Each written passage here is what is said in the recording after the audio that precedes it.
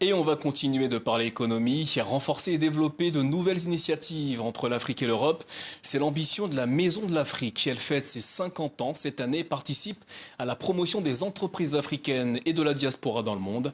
Pour en parler, nous recevons Youssouf Kamara, le directeur général de la Maison de l'Afrique. Bonsoir et merci d'être avec nous.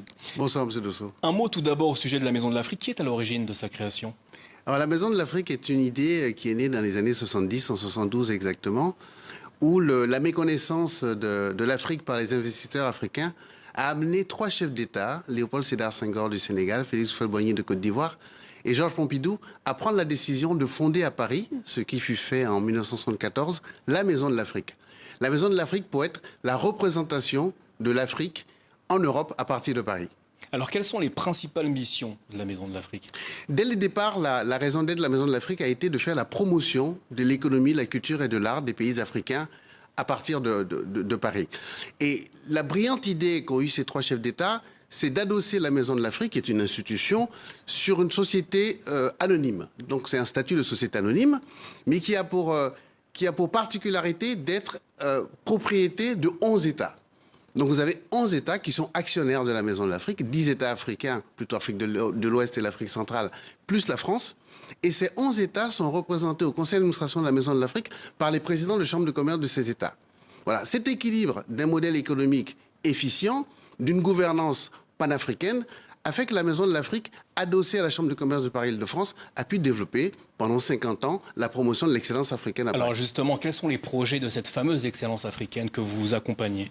Alors, ce qu'on peut dire, c'est revenir sur les 40 premières années où la Maison de l'Afrique fut à Paris, entre le milieu des années 70 et le milieu des années 90, le lieu où les élites africaines se rencontraient pour échanger.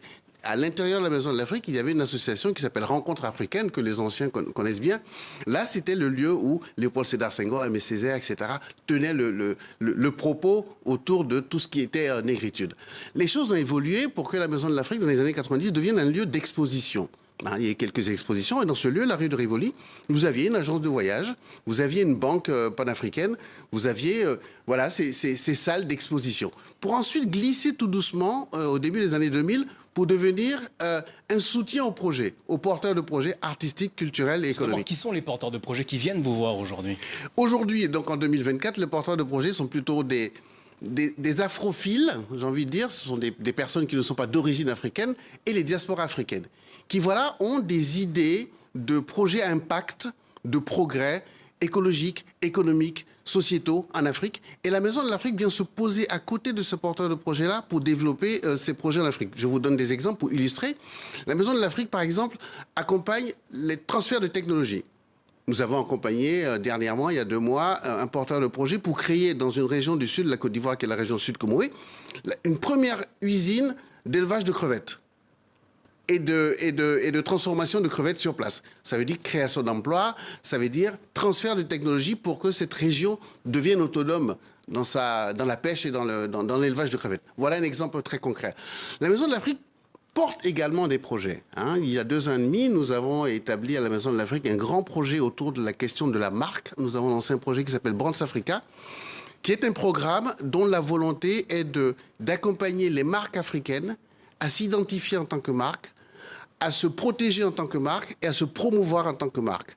Parce que nous avons considéré, ce qui a fait la force de la Maison de l'Afrique pendant 50 ans, que la marque était une richesse. Nous avons considéré que les marques africaines avaient besoin d'un élan d'accompagnement. Donc la Maison de l'Afrique s'est positionnée pour accompagner à travers Brands Africa le développement des marques en Afrique. Et je précise que vendredi prochain à Paris, vous organisez une soirée de gala dans laquelle sont conviés notamment tous les acteurs de la diaspora, que ce soit de l'art, de la culture ou de l'entrepreneuriat. Monsieur Youssouf Kamara, merci de nous avoir exposé les missions de la Maison de l'Afrique qui fête ses 50 ans cette année. Merci à vous. Je vous remercie, monsieur le président.